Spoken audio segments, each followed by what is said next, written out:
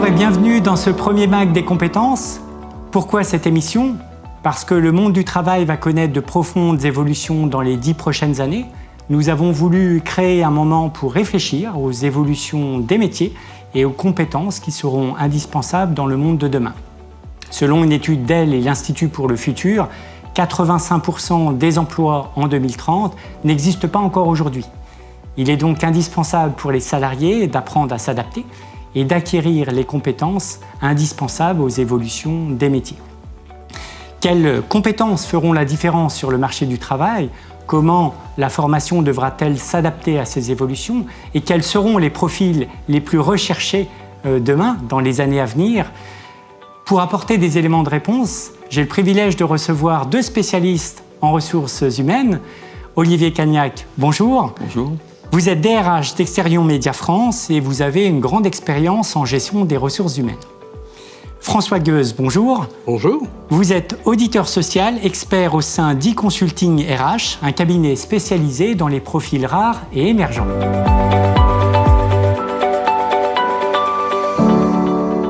Une question simple autour des métiers. François, quels sont aujourd'hui les métiers les plus recherchés par les entreprises ? Alors, si on veut répondre directement, j'aurais envie de dire que parmi les métiers les plus recherchés, on va retrouver des choses telles que carrossier, boucher, commercial. Mais je pense que derrière la question que vous venez de me poser, en fait, il y a surtout le sous-entendu de tous ces métiers liés à la digitalisation, dont on parle beaucoup. L'impact des nouvelles technologies. Voilà, tout cet impact des technologies pose question, on ne sait pas très bien où l'on va, et on est parfois en train d'essayer de regarder, essayer de comprendre avec notre boule de cristal ce dont on va avoir besoin. Alors, ces métiers qui sont là et qui sont demandés sont difficiles à appréhender. Ils sont difficiles à appréhender, pourquoi ? Si on reparle de ces métiers du digital, il y a eu quand même quelques essais, quelques tentatives d'élaborer des référentiels métiers au niveau européen ou au niveau français sur ces métiers du digital, histoire de mieux les cerner. Mais quand on regarde bien ces référentiels, en fait, eh bien, on a un petit peu de difficulté parce que ça bouge en permanence. Ce sont des métiers qui sont émergents, avec des compétences émergentes, dans des organisations qui essayent de les insérer. Et donc, en fait, ces métiers, parfois, sont un petit peu difficiles à qualifier parce qu'ils sont différents d'une entreprise à l'autre. Il n'y a pas deux community managers qui font les mêmes choses. Il n'y a pas deux développeurs ou codeurs qui font nécessairement la même chose. Tout est lié à l'organisation et les compétences qui sont là derrière sont différentes et les attendus seront différents pour chaque entreprise. C'est parfois aussi ça qui explique la difficulté que l'on a à définir et identifier quels sont ces nouveaux métiers. Parce que derrière des libellés, qui sont parfois les mêmes, cela revêt des réalités extrêmement différentes. Il vaudrait mieux falloir les aborder et les approcher sous la notion des compétences qui seront nécessaires pour les tenir. Oui. Alors en parlant de compétences, Olivier, vous avez développé au sein d'Exterion Média France des solutions pour acquérir des nouvelles compétences pour vos collaborateurs. Quelles sont ces compétences et comment est-ce que vous les avez mises en œuvre dans votre entreprise ? Alors effectivement, dans le cadre de notre projet d'entreprise qui s'appelle #EMF 2020 pour Exterion Média France 2020, on a mis en place, on vient juste de le lancer, ce qu'on appelle le passeport digital. Alors, le passeport digital, c'est quoi ? C'est un grand programme de formation qui est de niveau Master 1, qui est une formation certifiante, qui se traduit à travers 3 parcours, qui a été mis en place avec 4 partenaires, Audencia Business School, avec Cross Knowledge, avec Comundi et également avec le support de Notopca. C'est aujourd'hui 93% de nos collaborateurs qui ont volontairement choisi de s'inscrire à ce parcours de formation qui va les amener à suivre des... C'est énorme, 93% en termes d'adhésion. Oui, c'est un beau taux d'engagement. Dont on est extrêmement fiers. Je pense que c'est assez révélateur de la manière dont l'entreprise aujourd'hui bouge. Mais ces collaborateurs vont effectivement suivre pendant 1 an et demi des parcours de formation, que ça soit en présentiel ou également en digital learning, qui va leur permettre d'avoir à peu près entre 19 et 26, 27 jours de formation par personne, qui va aussi les amener à acquérir des compétences, alors on va dire dans 2 grands domaines, le digital et l'expérience client. Et si on veut aller au bout de ce que l'on cherche dans ce programme, ce que l'on souhaite, c'est que nos collaborateurs puissent, avec ce programme, penser différemment, penser plus grand, accompagner l'ambition de l'entreprise et supporter, au sens anglais du terme, l'ambition de l'entreprise. Et puis, je pense également, il ne faut pas qu'on oublie de garder notre cohérence. On a une histoire, on a également un futur, et il faut qu'on fasse un lien, même si on est dans une époque qui bouge beaucoup, il faut qu'il y ait du lien, il faut qu'il y ait de la cohérence, et ça, c'est très important également de la conserver dans nos actions. D'accord. Alors, François, à l'inverse, quels métiers sont voués à disparaître et quelles sont les compétences les plus recherchées ? Alors, quand on parle de métiers qui sont amenés et qui sont voués à disparaître, j'ai beaucoup de difficultés à répondre. Parce que les métiers tels qu'on les connaît déjà aujourd'hui, sont des métiers qui ont évolué par rapport à il y a 10 ans, il y a 20 ans, etc. Et je n'ai pas envie de jouer les Cassandres en disant « Attention, vos métiers vont disparaître », etc. Ce que je peux vous dire, c'est que, à l'instar de l'étude que vous avez citée tout à l'heure d'elle, avec 85% des métiers qui n'existent pas encore, moi j'aurais quasiment envie de dire c'est 100%. Mais pourquoi ? Parce que, en fait, le digital, ces nouvelles technologies qui arrivent dans l'entreprise viennent bouleverser un petit peu la façon dont nous travaillons. Cette façon dont nous travaillons, eh bien, ça va changer, qu'on soit comptable, assistant ou assistante, que l'on soit sur des métiers techniques. Le digital, ces techniques-là arrivent. Et en fait, il y a 2 manières d'aborder les choses. Soit on considère que ces techniques vont simplement venir remplacer des actions que nous faisons au quotidien, entre guillemets, dérobotiser, si vous me permettez le terme, dérobotiser tout un ensemble de nos actions, les trucs qu'on fait de manière mécanique, qu'on n'aime pas bien faire, qui n'ont pas nécessairement une grande valeur ajoutée. Seront faites par... Là, ça pourra être fait par le digital, par les robots, par tout un ensemble de choses comme ça. Alors à ce moment-là, on peut avoir peur. On peut se dire « Oh, mon métier va disparaître ».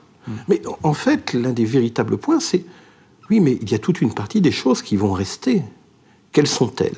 Celles qui ne peuvent pas être prises en charge par ces outils digitaux. Celles qui peuvent être enrichies par ces outils digitaux. Et d'une certaine manière, nous avons donc des compétences qui vont devenir plus importantes à l'intérieur de ces métiers. Que ce soit des compétences techniques qui ont une valeur ajoutée plus forte, ou, comme vous le faisiez fort justement remarquer tout à l'heure, tout un ensemble de compétences qui relèvent de dimensions relationnelles, qui relèvent de l'agilité, si on veut utiliser le terme un petit peu à la mode, de nos capacités d'adaptation, d'écoute et de relation avec le client. Nous avons là tout un ensemble de compétences, que l'on soit dans le, je vais utiliser les termes anglais, en hard skills ou en soft skills, qui vont prendre de plus en plus d'importance.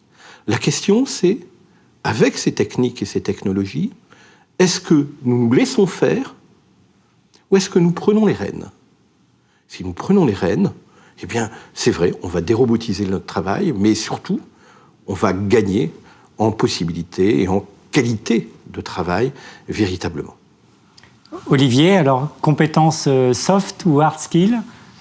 Quelles sont les compétences ? Soft majoritairement, c'est une évidence.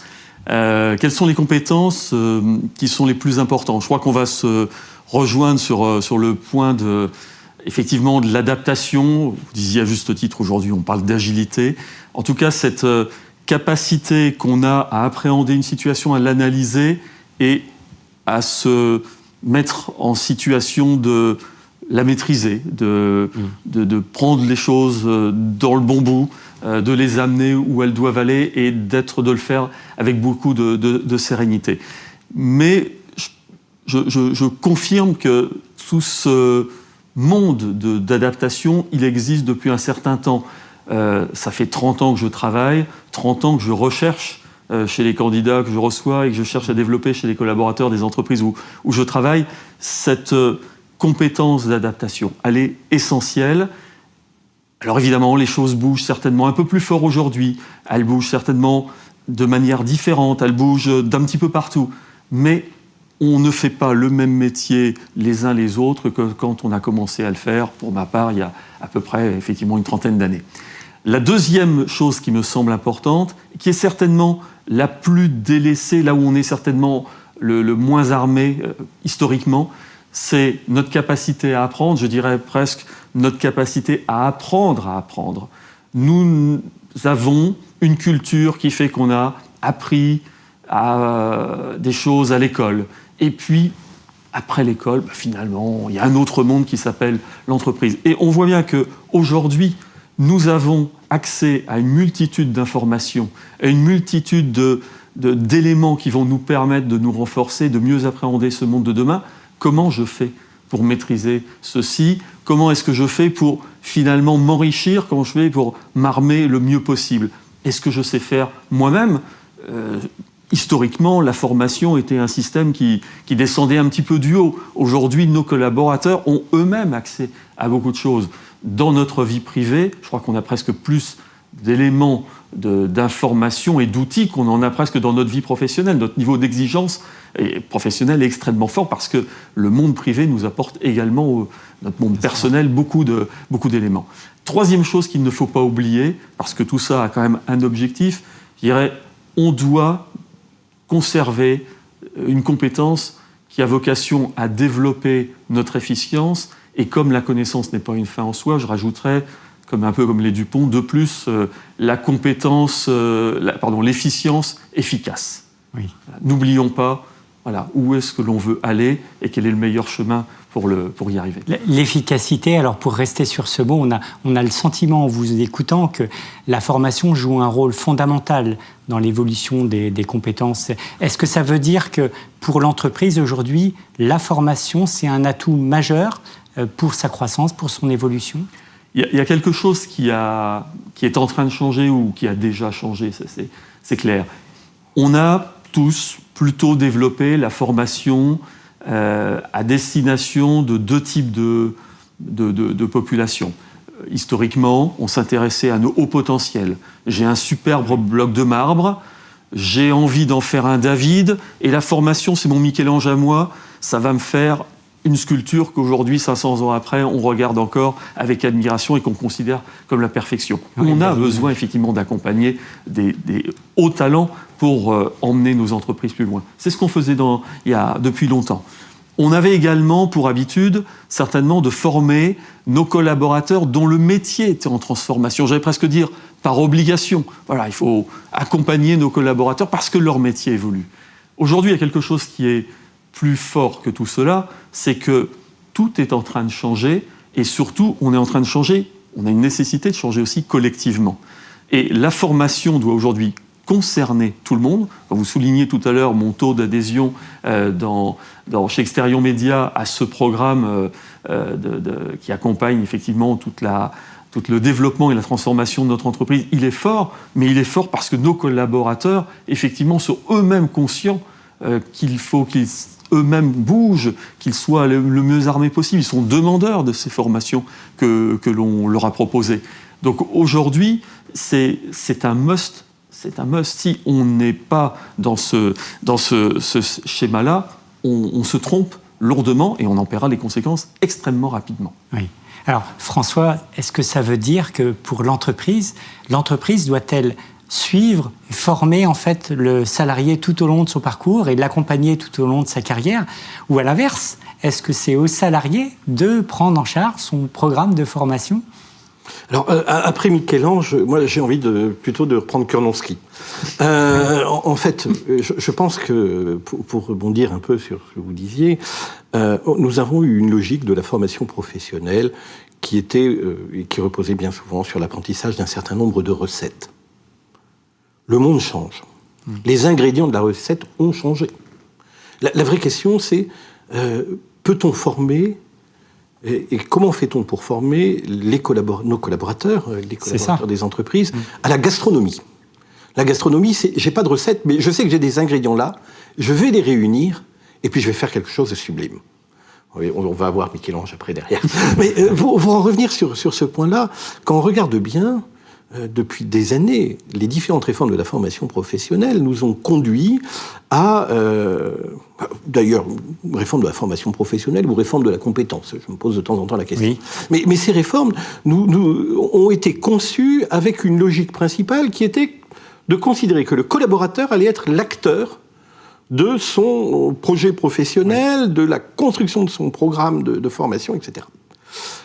Ok, moi, personnellement, ça me va bien. La seule chose, c'est que pour rencontrer un grand nombre d'entreprises, je remarque qu'il y a bien loin de la coupe aux lèvres. C'est-à-dire que, d'une certaine manière, le nombre de collaborateurs qui sont en situation de se prendre en main vis-à-vis de leur formation professionnelle est extrêmement faible. En fait, on va retrouver ceux dont nous parlions tout à l'heure, qui conformaient auparavant avec nos hauts potentiels, etc. Oui. C'est ce qui explique les différences en termes d'appétence formation qu'on peut rencontrer dans toutes les enquêtes qui nous sont sorties par le ministère. Mais que faire alors ?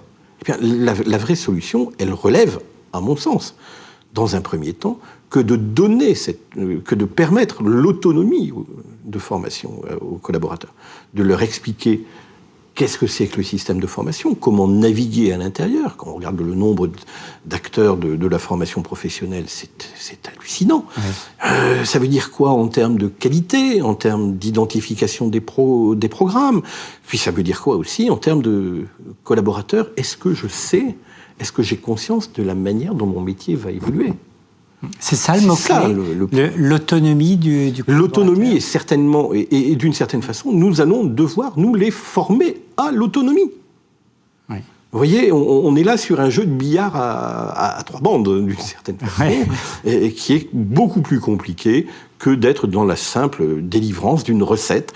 On vous dit, vous faites ça, vous faites ça, vous faites ça, vous faites ça. Oui. Non, là maintenant, l'une des vraies questions, c'est comment on fait pour vous donner les clés, véritablement, du système.